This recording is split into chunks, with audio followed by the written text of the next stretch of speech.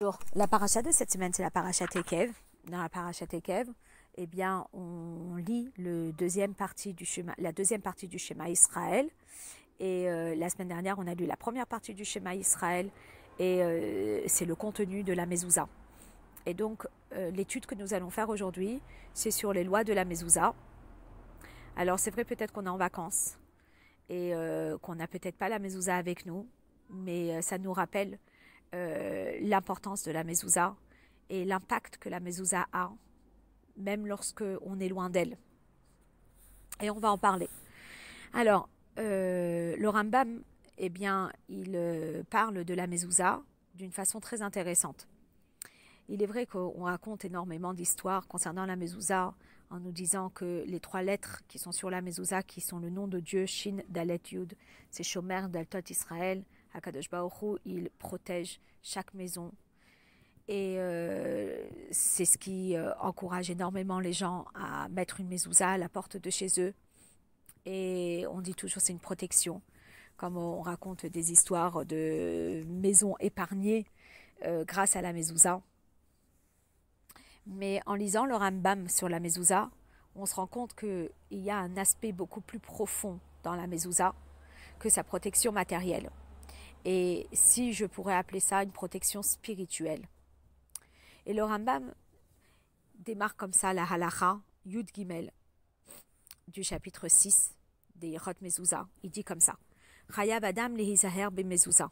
Un homme, il a cette obligation de faire attention à la mezouza, mipnei shehi chovat hakol tamid, qui est une obligation pour chacun tout le temps. Vekol zman sheyikanes veyetze, et chaque fois qu'il rentre et qu'il sort, eh bien, Yifka, qu'est-ce qu'il voit en premier? Yichud Hashem. Il voit le nom de Dieu, Shemo Shel HaKadosh Baruch Hu, puisque c'est Shin Dalet Yud qui est le nom d'Akadosh Baruch Hu. Veyiskor Ahavato, et ça va lui rappeler des choses. Ça va lui rappeler son amour pour Dieu.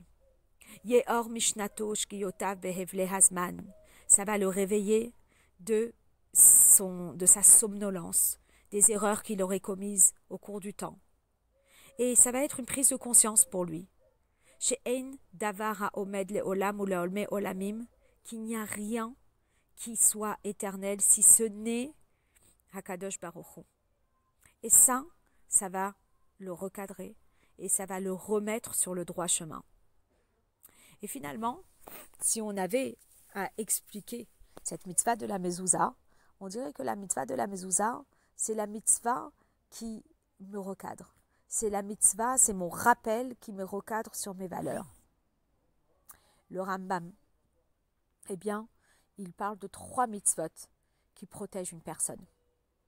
La première mitzvah, c'est quoi? C'est les téphilines. La deuxième mitzvah, c'est la mezouza. La troisième mitzvah, c'est les tzitzit. Et il le dit, il dit comme ça, Amru chachamim harishonim. Nos sages ont dit, Kol mi sheyesh lo tefilin berosho bizro'o, tout celui qui porte les tefilin sur la tête et sur le bras, vetzitzit bevigdo, et qui porte les tzitzit à son vêtement, ou mezouza bepitro, et il a la mezouza à la porte de chez lui, muchzakhu, il a la garantie chez lo yerta, qui ne faudra pas, chez hareyo yesh lo maskirin rabim, parce qu'il a plein de rappels.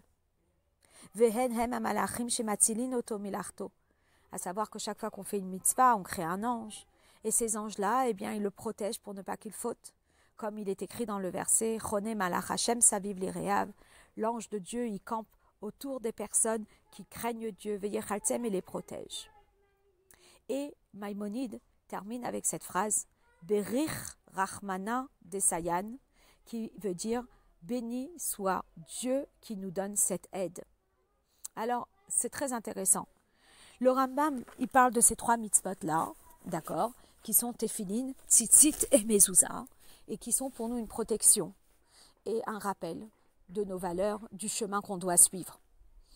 Et le Rambam, il aurait pu parler de ces 3 mitzvot, enfin de l'importance de ces 3 mitzvot, il aurait pu le citer dans les lois des téphilin, qui étaient juste avant celles des tzitzit, il aurait pu le citer un peu plus loin dans les lois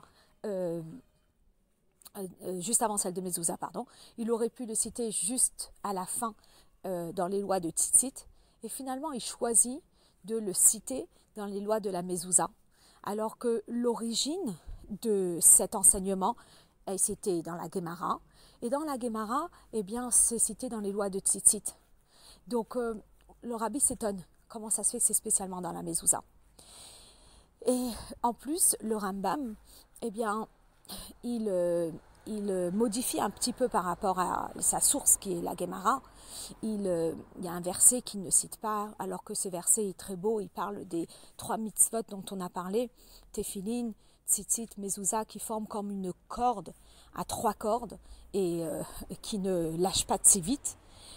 Et ce verset-là, le Rambam n'en parle pas. Il rajoute des petits détails. Donc finalement, il y a quelque chose qui se cache derrière cette mitzvah de la mezouza et on va essayer d'expliquer ça aujourd'hui ensemble. Alors la première chose dont on va parler, c'est reprendre un petit peu les termes du Maïmonide, du Rambam. Il dit « Chayav Adam lehizaher » un homme il doit faire attention à la mezouza. Il ne dit pas à la mitzvah de la mezouza. Quand par exemple, eh bien, il parle des tzitzit, il dit la mitzvah de tzitzit. Là, il dit mezouza. Alors, on pourrait peut-être se dire que la raison est que finalement, mezouza n'est pas une obligation dans le cas de figure où ça ne se présente pas. Donc, je vous donne un exemple.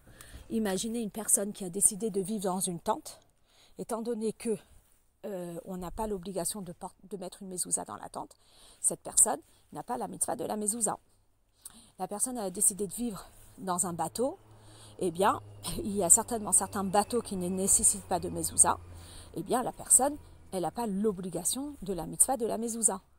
Donc, la mitzvah de la mezouza, elle s'applique là où la situation se présente. D'accord? Donc, si on va plus loin, on est en vacances, il y a des personnes qui ramènent une mezouza, peut-être parce qu'ils ont étudié cette sira, mais on n'a pas l'obligation d'avoir une mezouza si on est en location moins de 4 semaines, moins d'un mois. Donc, finalement, le Rambam, lorsqu'il dit Chayav Adam lizaher be mezouza, il y a une façon d'expliquer cette halacha en disant que la personne, elle doit s'efforcer d'être dans des conditions qui lui permettent de faire cette mitzvah de mezouza. Donc si par exemple cette personne habite dans une tente, on va lui dire peut-être loue-toi une petite pièce de façon à ce que tu aies la possibilité de faire cette mitzvah de mezouza. Mais si c'est juste s'efforcer de trouver une situation pour faire la mitzvah de la mezouza, alors dans ces cas-là, pourquoi est-ce que la halacha dit Chayav Adam lizaher, un homme il a l'obligation, si en réalité on l'encourage. Essaye, fais un effort de trouver une situation où tu vas lui faire la mitzvah de la mezouza. Mais non, le terme c'est chayav, tu as l'obligation. Et finalement, si le Maïmonide, il parle d'obligation dans une mitzvah qui n'est pas toujours obligée, eh bien, il doit avoir quelque chose de plus profond dans cette mitzvah de la mezouza. Et effectivement, il y a 2 aspects dans cette mitzvah. Il y a la mitzvah de la mezouza, qui est chaque juif, s'il vit dans des conditions qui nécessitent une mezouza, il a l'obligation de fixer une mezouza à chaque porte, d'accord? Donc pas les toilettes, pas la salle de bain, mais aux autres portes. Et il a la mitzvah de s'assurer que la mezouza, elle soit toujours fixée là-bas et de les vérifier. Alors puisqu'on est juste avant le mois d'Elul, à peu près 2 fois ou 3 fois en 7 ans. Donc ça fait à peu près tous les 2 ans, on vérifie les mezouzat de la maison pour s'assurer qu'elles sont cachères. Mais à part ça, il n'a pas d'autres obligations. C'est pour cela que Maïmonide, le Rambam, il arrive et il nous dit, il y a l'obligation de fixer la mezouza, ça c'est une chose, mais il y a aussi l'obligation sur la personne elle-même. Ça veut dire quoi une obligation concernant la personne elle-même? Ça veut dire que la personne, elle a l'obligation de faire attention, de réveiller les choses qui doivent être réveillées lorsque il passe devant une mezouza. Ça veut dire que c'est un état d'esprit. Dans quel état d'esprit est-ce que tu vas être lorsque tu passes devant une mezouza? Tu passes devant une mezouza, porte ton regard sur la mezouza et tu vois les 3 lettres du nom de Dieu. réfléchis une seconde. Les 3 lettres du nom de Dieu te font un petit rappel que tout tient sur Akadosh Baruch Hu et que tout est dans le plan d'Akadosh Baruch Hu et qu'il n'y a rien qui dépend de toi. C'est Hachem. Nous, on est un puzzle, on est une pièce de puzzle dans le plan de Dieu. Et que Dieu, c'est l'éternité. Et à partir du moment où la personne, eh bien, elle se rend compte de ça, alors ça la recadre, elle se réveille de sa somnolence de cet exil et elle se remet sur le bon chemin. Donc c'est énorme. L'impact de la mezouza est énorme. La seule chose, c'est que évidemment, ça nécessite un travail, un effort de la part de la personne qui passe devant la mezouza pour qu'elle ait cette prise de conscience. Alors, Rambam, Maïmonide, eh bien, il nous dit, voilà, il y a 3 mitzvot qui sont des mitzvot de rappel. Il y a 3 mitzvot quand on les accomplit, et il y a une telle prise de conscience lorsqu'on accomplit ces 3 mitzvot-là, que la personne, elle ne peut pas arriver à fauter si elle accomplit ces 3 mitzvot. La première que cite Maïmonide, c'est les téphilines. Et il nous explique quelque chose de très beau concernant les téphilines. Il nous dit que lorsqu'une personne met les téphilines, eh bien, il a un sentiment d'humilité, un sentiment de crainte de Dieu, où on ne peut s'imaginer que cette personne, à ce moment-là, elle pense à des mauvaises choses, elle veut faire des mauvaises choses.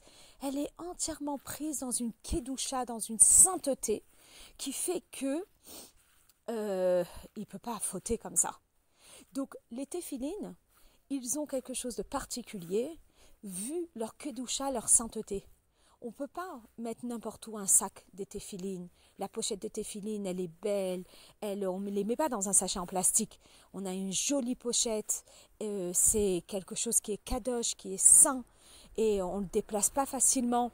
Mais si on le déplace avec beaucoup de respect. On ne les met jamais par terre. On fait attention qu'ils ne tombent pas. C'est très, très, très particulier, la kedusha des téphilines. Et elle a un impact sur la personne qui les porte, pendant qu'il les porte. D'ailleurs, c'est pour ça que les sages conseillé de les porter toute la journée, mais c'est vrai que dans notre génération, ça peut moins se faire. Donc on les met le matin à la tefila, ou bien au moins pendant le Shema Israël. Ça c'est les téphilines. Après, il y a l'impact des tzitzit. On dit, c'est quoi l'impact des tzitzit?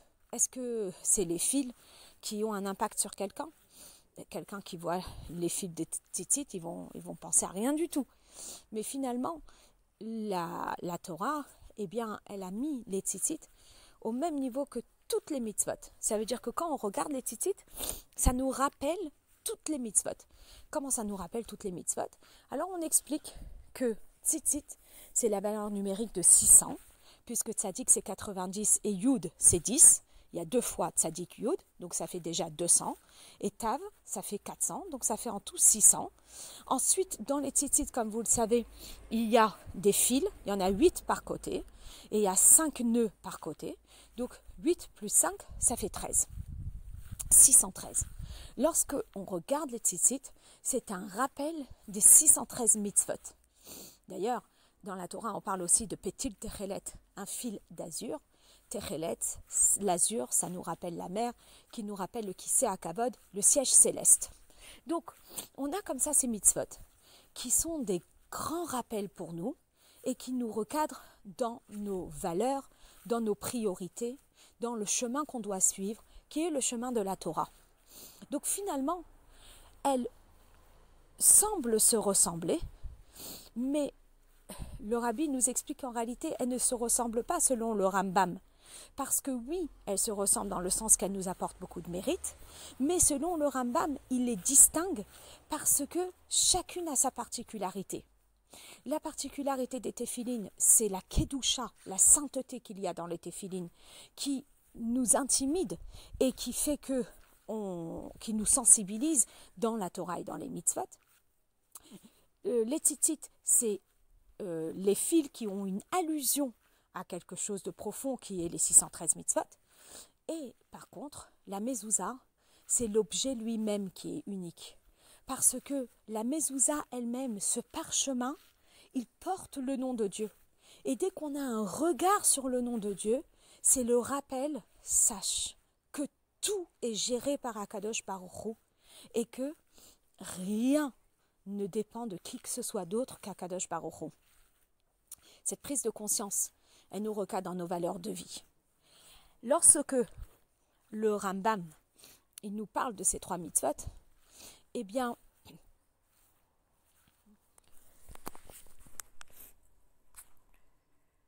il nous dit que c'est un rappel. Mais lorsqu'il termine de parler de la mezouza, il dit « Oh, merci Hakadosh Baruch Hu pour ton aide. Berich Rachmana de Sayan. » Alors, les téphilines sont une grande aide pour une personne. Ça réveille la personne. Les tzitzit, c'est une grande aide pour une personne. La mezouza, c'est une grande aide pour une personne. Et finalement, la phrase n'est employée que pour la mezouza. Berich Rachmana de Sayan, c'est une phrase qu'en général Maïmonide dit à la fin d'un livre entier. Vous savez, il a écrit 14 livres. Donc à la fin d'un livre entier, il utilise parfois cette expression.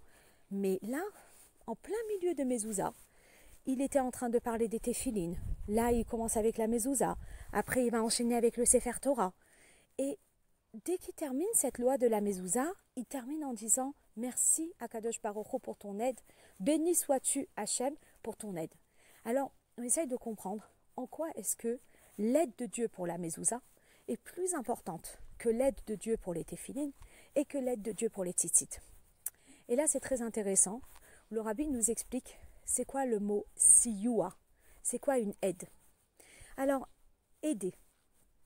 Quand on dit à quelqu'un merci de m'avoir aidé, très simple, il y a 2 choses pour qu'on dise que c'était une aide. La première chose, c'est que lorsque la personne aide l'autre, eh bien, c'est l'autre qui œuvre, mais la personne lui donne un coup de main. Mais finalement, qui a fait ce qu'il allait à faire, eh bien, c'était la personne. Donc aussi, par exemple, je dis, oh là là, je suis rentrée de l'école, j'étais paniquée pour un travail, j'arrivais pas à le faire, je vais voir ma mère, je lui dis, est-ce que tu peux me faire ma rédaction? Je me réveille le matin, la rédaction est faite. Je ne vais pas lui dire, merci pour ton aide, parce que finalement, c'est elle qui a tout fait, elle ne m'a pas aidée. Par contre, si la mère, elle s'assoit et elle dit à son enfant, ok, je te donne quelques idées, et après, c'est à toi de faire ta rédaction, alors l'enfant, eh bien, la mère l'a aidé, mais il a travaillé pour y arriver grâce aux petites aides que la mère a données. Et après, il y a un deuxième point par rapport à l'aide, et c'est le fait que ça aboutisse. Parfois, on essaye d'aider, mais ça n'aboutit pas. D'accord? Et donc, ça va être la différence entre téphilin, mezouza et tzitzit. Téphilin, qu'est-ce qui fait que la personne, elle ait ce sentiment d'humilité et qu'elle pense à rien de mal et elle fait tout bien, etc. C'est simplement parce qu'il y a une kedusha dans les téphilines qui inspire la personne, où la personne elle ne peut pas s'imaginer de faire une bêtise pendant qu'elle les porte. Mais une fois qu'on retire ces téphilines, la personne reste la même. Donc dans le sens que l'aide, elle est venue d'en haut, mais la personne, elle ne s'est pas particulièrement investie dans. Donc, c'est comme par exemple dans une classe où il va avoir un professeur qui a beaucoup d'autorité. Pendant que l'élève est dans cette classe, il est super sage. Il rentre à la maison et dit « Ah là, j'étais super sage ». Sa mère, elle se dit « Ah waouh, c'est génial. Est-ce que ça veut dire que mon enfant n'a plus de soucis de discipline ?» Et finalement, elle reçoit un mot que le cours de tel et tel enseignant s'est mal passé. Et puis finalement, c'était une aide qui venait d'en haut, mais qui n'a pas nécessité un effort de la part de l'élève personnellement. Ça, c'est comme les téphilines. Donc, est-ce qu'on peut appeler ça une réelle aide? Non, parce que c'était sous l'impact de la divinité, de la kedusha qu'il y avait dans les téphilines, mais il n'y avait pas ça. C'est pas quelque chose qui émane de la personne elle-même. Donc, on ne peut pas appeler ça siyua, on ne peut pas appeler ça une réelle aide. Ensuite, lorsqu'on prend les tzitzit, c'est un rappel. il regarde les fils, il se rappelle de ses obligations, il se rappelle des 613 mitzvot. Très bien. Mais est-ce que ça a fait en sorte que tu vas maintenant changer ton comportement? Eh bien, parfois oui, mais parfois non. Il n'y a pas de garantie que ça va réellement aboutir à quelque chose. Donc, est-ce qu'on peut appeler ça siyua? Est-ce qu'on peut appeler ça la réelle aide? Pas tant que ça. Par contre, lorsqu'on parle de la mezouza, c'est une aide. Pourquoi? Parce que la personne, elle est là, elle passe à la porte de chez elle, elle voit le nom de Dieu et ça lui rappelle et ça la remue et ça fait un changement en elle qui fait que elle se recadre sur le bon chemin. Et là, c'est siyua, c'est une réelle aide où la personne, elle s'est investie grâce au rappel qu'elle a eu, grâce à l'inspiration qu'elle a eue. Et c'est pour cela que le Rambam Maïmonide, lorsqu'il parle de la mitzvah de la mezouza, c'est là où il utilise l'expression Berir Rahmana de Sayan. Alors, cette aide de la mezouza, elle est exceptionnelle. Vous savez que dans une journée, ou dans la vie d'un juif, eh bien, il a, entre guillemets, deux parties. Il y a la partie intérieure et il y a la partie extérieure. La partie intérieure, c'est la partie qui va rassembler toutes nos obligations vis-à-vis d'Akadosh Baruch Hu, la Torah et les mitzvot. Donc, il y a deux rappels lorsqu'il est dans le monde de la Torah et des mitzvot. Il y a le rappel des téphilines et il y a le rappel des tzitzit. Et lorsqu'il est dans ce monde de Torah et mitzvot, il est à la maison, il étudie la Torah, il accomplit une mitzvah, tzedaka, etc., eh bien, son rappel, il a des téphilines, ça lui rappelle ses obligations vis-à-vis de Dieu, soit au niveau intellectuel, soit au niveau émotionnel. Et lorsqu'il a cette tzitzit, eh bien, ça lui rappelle ses obligations vis-à-vis de Dieu, les 613 mitzvot. Mais, lorsque est arrivé le moment où il doit sortir de chez lui pour aller travailler, lorsqu'est arrivé le moment où il doit sortir de chez lui pour être en contact avec le monde, et que ça peut être manger, ça peut être se promener, ça peut être travailler, ça peut être tout ce qu'il y a dans le monde matériel, alors à ce moment-là, comment va-t-il se rappeler de ses obligations vis-à-vis d'Akadosh Baruch Hu? Et là, eh bien on lui dit, c'est la mezouza. Avant de quitter chez toi, tu embrasses la mezouza et tu regardes ces lettres Shin Dalet Yud qui te rappellent Akadosh Baruch Hu, qui te rappellent Dieu qui est la seule chose, entre guillemets, chose, j'aime pas, mais qui est l'éternité. Et finalement, c'est ce qui va te rappeler et qui va te,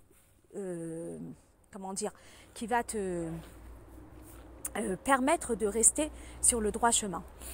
Et là-dessus, je terminerai avec une petite histoire que je trouve très très belle. C'était cette personne qui a fait sa scolarité avec une amie qui s'appelait Esther. Et elles ont leur chemin a bifurqué au moment où elles devaient faire leurs études. Il y en a une qui a choisi donc d'aller au séminaire et il y a l'autre qui a choisi de faire des études en université. Mais elles ont eu le même parcours scolaire et elles ont été très proches, des bonnes amies. Et lorsque la fille numéro 1, elle est partie au séminaire, eh bien, elle a un petit peu perdu contact avec son amie qui était en université. Et lorsqu'elle est revenue du séminaire, elle a entendu que son amie, eh bien, en université, elle était avec des cercles d'amis et il y avait un jeune garçon qui essayait toujours de lui proposer d'aller prendre un café. Et elle disait, ah non, moi je n'irai pas prendre un café avec un garçon qui n'est pas juif. Pour moi c'est très très très important de me marier avec un garçon juif, c'est dans mon éducation, etc. Et puis chaque fois qu'il proposait, elle refusait. Et puis un jour, elle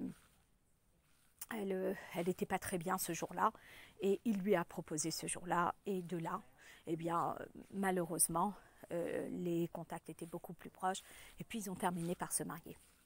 Cette fille qui a fait la scolarité avec elle, lorsqu'elle est revenue de séminaire, eh bien, elle a entendu ce qui s'est passé et bien sûr, elle a décidé de garder ce contact avec elle. Donc, elle a gardé contact avec elle et lorsqu'elle a eu son premier enfant, eh bien, elle lui a offert une mezouza. C'était un petit garçon, elle lui a offert une mezouza. Et lorsqu'elle a eu son deuxième enfant, qui était une petite fille, eh bien, elle lui a à nouveau offert une mezouza suite au rappel que son ami lui avait fait en lui disant « Oh là là, tu sais, je me rappelle que tu m'avais offert une mezouza pour la naissance du garçon. » Et donc, elle a décidé de lui offrir une mezouza pour la naissance de la fille. Et on ne s'imagine pas l'impact de cette mezouza. Finalement, est arrivée la fête de Pessah et cette fille qui, je pense, avait perdu un petit peu contact avec sa famille, eh bien, avait passé le seder avec sa famille. Et son mari lui dit « Mais tu as lâché tout ça pour moi ?» Et ça a réveillé quelque chose en lui et il a décidé de se convertir. Et c'est devenu une famille pratiquante. Ils sont partis vivre en Eretz Israël et ils sont Shomrei Torah ou Mitzvot. Ils respectent la Torah et les Mitzvot. On ne peut pas s'imaginer l'impact de la mezouza. Comment la mezouza, eh bien, elle touche les personnes profondément. Et donc, même si autour de nous, il y a des personnes qui ne sont peut-être pas encore prêtes à poser une mezouza, on peut au moins les encourager à en avoir une et doucement, doucement les encourager à la fixer à la porte de chez eux. Si on en a une à une porte, eh bien que ce soit un encouragement pour l'avoir à toutes les portes, sauf celles des toilettes et celles de bain, et de les vérifier régulièrement parce que cette mezouza, c'est siyua, c'est une grande aide pour nous et tout ce qu'on peut faire aujourd'hui, eh bien ça ne fera que rajouter des choses pour activer la protection matériel, spirituel de tous les âmes Israël et activer la venue du Mashiach. Shabbat Shalom.